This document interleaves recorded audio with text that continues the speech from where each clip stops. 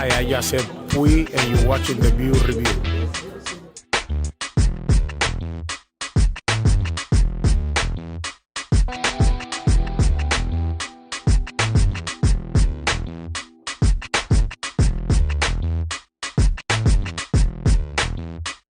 Hi, I just said Pui, and you're watching the View Review.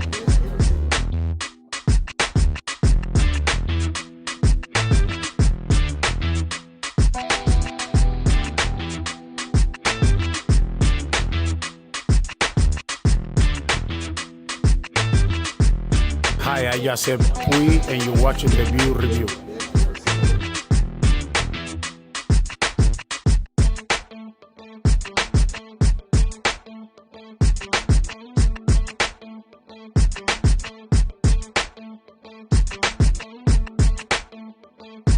Hi, I just said Pui, and you're watching the View Review.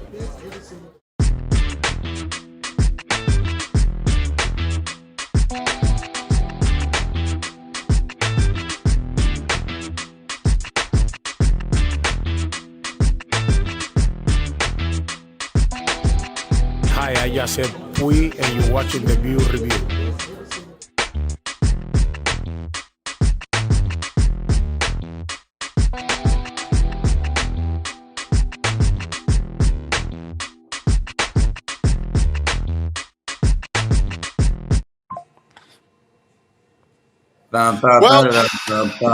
Ring. It just ended at Dodger Stadium. 6-1, the final score. The Toronto Blue Jays take Game 5 of the World Series. Now have a 3-2 lead over the Dodgers as the series heads back to Toronto for Game 6 on Friday. The other night, Greg, the bats just did not show up. I think it's really just as simple as that. The offense has just vanished since the 7th inning of Game 3. There's been no offense to speak of. The Dodgers tonight with 4 hits. 2 of those hits were infield singles by Teoscar Hernandez. It has just been a just pathetic offensive showing by the Dodgers the last couple of nights. Yeah, they came in tonight with absolutely zero fight whatsoever. That was as bad of a Dodger outing as I've seen since probably mid-July, when they were going through that, when they were like the 27th or 28th worst offense in all of baseball.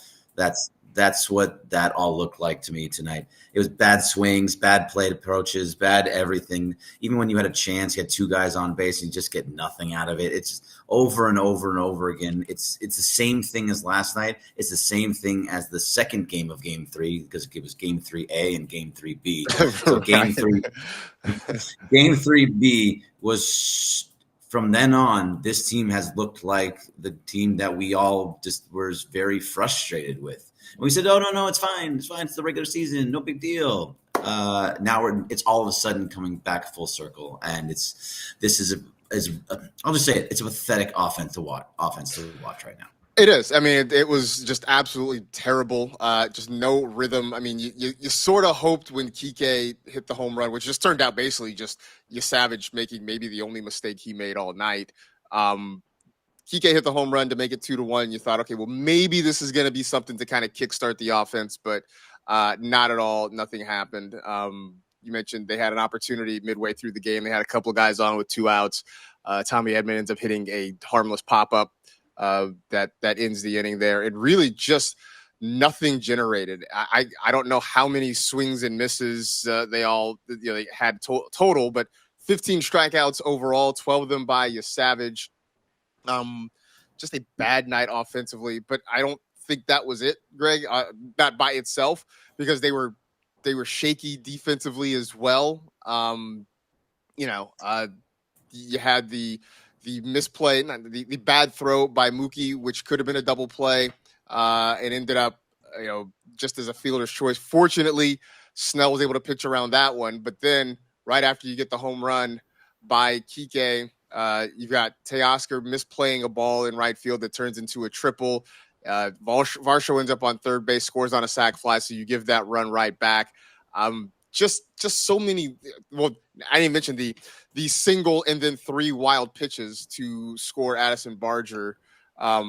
Just so many just it's just poor baseball all the way around by the Dodgers the last couple of nights. It is you're right. I think that's the best way to put it. It's poor baseball all the way around. The wild pitches by itself was just pathetic. That's gonna be my word of the night tonight. It was pathetic because they showed no fight in any of this, and now since Game 3B, they have scored 4 total runs in technically 3 games, technically 2, but it's in basically 3 games. It's bad. It's all those things. It's all the little mistakes that you really thought they shored up. All those mistakes that you just brought up were things that they did in the middle of summer, not what they were supposed to be doing now. The Max Muncy is the fix to the offense of what it was in August, September, and before he got hurt and when he came back. It's all gone. And if you really go back into this whole entire postseason, the only time they had really any kind of offense was against Cincinnati.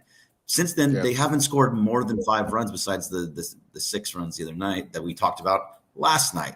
This is all pretty bad right now, Marcus. I don't even know. So let me ask you this.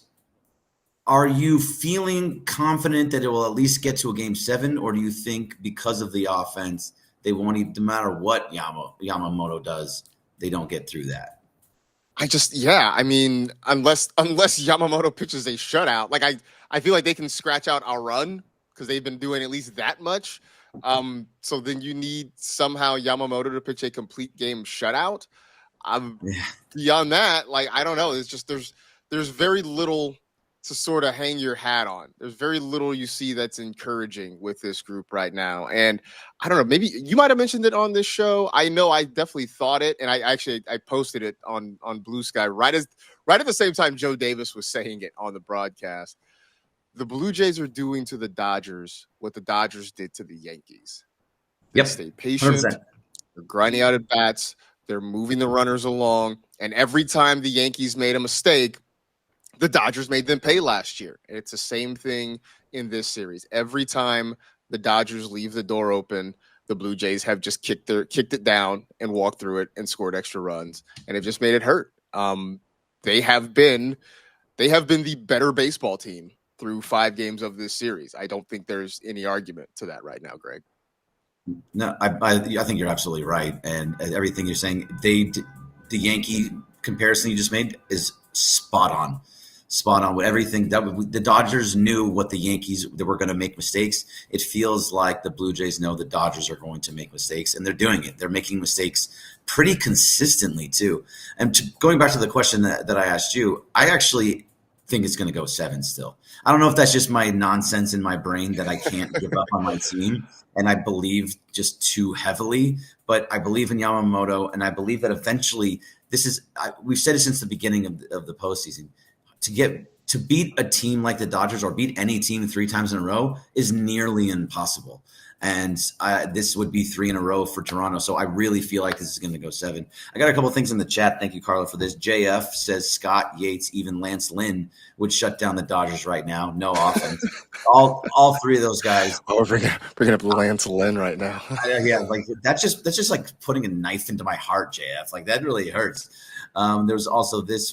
He also gave this one. It says, this is from Broman74 dude. It's over. See you next season. Even if Yamamoto throws a no-hitter, Dodgers will lose Game 6 with a walk or error. It's going to be like that game against the Angels. Remember when I think it was Jared Weaver threw basically a no-hitter, but the Dodgers won 1-0 because of some kind of nonsense on an error or whatever it was, or a walk, and got a guy around, scored, sac fly, and they won that game 1-0. That's basically what Broman74 dude is saying.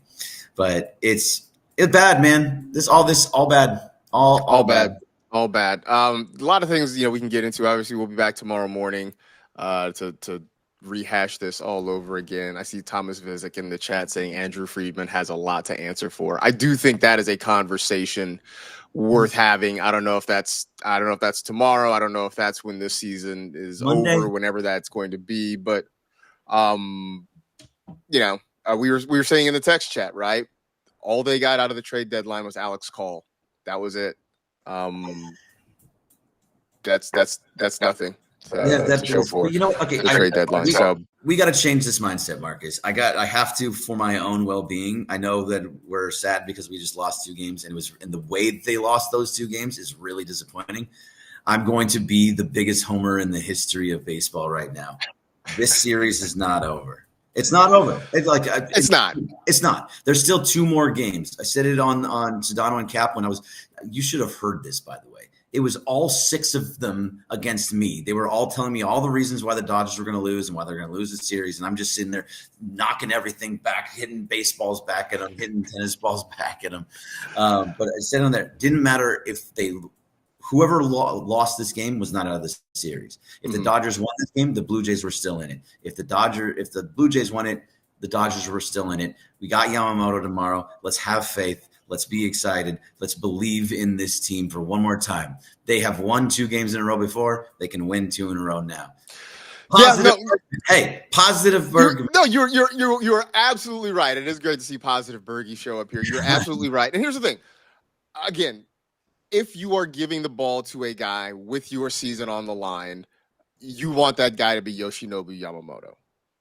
Yeah. Just flat out. You want it to be that guy. And you still want to believe in the guys in this lineup, right? You still have a lineup that starts, well, depending on how Dave Roberts wants to line it up. I mean, potentially you have 3 MVPs hitting in the first at least 4 spots probably in your lineup, right?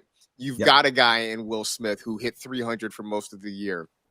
You have a guy in Teo Hernandez who, for all the goofy things he can do in the field, also can dazzle you at the plate. I mean, you have to believe in the guys in that clubhouse that went out and won, 93 games during the regular season, that are the defending World Series champion. So you have to believe. Yes, it has been a gut punch the last 2 nights. It has looked awful, but they didn't get here by accident. So you have to believe in the arms. You have to believe in the bats. You got to hope, because in the end, that's all we can do, right? None of us are going to throw a pitch. None of us are going to take it at bat. All we got to do is sit and believe and hope that this team can figure out a way to win 2 in an incredibly hostile environment. Yep, it's going to be tough. It's been done before. Why not us? And Yoshinobu Yamamoto did it in Game 2. He won that game when in Toronto. By the way, one of these is this is just funny. Steven2415 says Dodgers hitting coach just posted on LinkedIn. That'd be Robert Van Scoyac, sir. And no matter what, look, dude, that dude the offense was one of the best in baseball. They had the most home runs, I believe, maybe second most in baseball. They scored the highest scoring team in the National League. Highest scoring team. They did everything that the offense needed to do. They just are not a team that is unfortunately hitting with a 2-strike approach, getting base hits, moving guys around, which we said over and over and over again. They just have to go back to the basics on this and just get the ball in play. To what you said multiple times on the Blue Review this morning, just find grass. Touch grass. Stop for the fences. Stop. Just touch grass. So, we will see. Obviously, we'll be back tomorrow morning to recap this one. The good news is the Dodgers, I say it, I guarantee you they will not lose a game tomorrow. We can say that with 100% certainty. They will not lose a game tomorrow. We'll be back, of course, 6:30 a.m. here on the ESPN LA YouTube channel to recap what was a disappointing Game 5 and try to, figure out something for Game 6, see what is left in the tank for this Dodger team. So tough one tonight. Obviously, we appreciate it. Just let it go. Woosah. Yeah, woosah. Just all let it go. Chill. Watch some Lakers basketball. Watch some LAFC. Watch something else. Watch just the Love Is Blind reunion if you got to. Just get it all out of your head. Have a great time tomorrow. Let it all go, and then come back refreshed. And I'm talking to everybody out there in the chat, not the Dodgers. They're going to let it do what they're going to do. Just let it all go. Forget about it. Come back on Friday. Positive vibes only. We got to show it for them. So there you go. Positive. For what it's worth, you can go and actually flip over to ESPN 710 and listen to Jake LaRavia cooking the Minnesota Timberwolves right now, late in the third quarter. LaRavia with 24 points through 3 quarters right now. Austin Reeves with another 20. So it's not all bad in LA sports tonight. So you can go check that out. But anyway, Appreciate everybody jumping in tonight in the chat. I know it's not a happy place to be right now, but we are glad that you guys came in and at least wanted to vent a little bit with us. So thanks to Carlo for sitting through this and getting us up and on. Back with you tomorrow morning, 6:30 a.m. on the ESPN LA YouTube channel. For Greg Bergman, I'm Marcus Grant. It's been the Blue Review presented by LAX. Go Dodgers. See you in the morning. See ya. The Blue Review. The Blue Review. I'm going to sleep.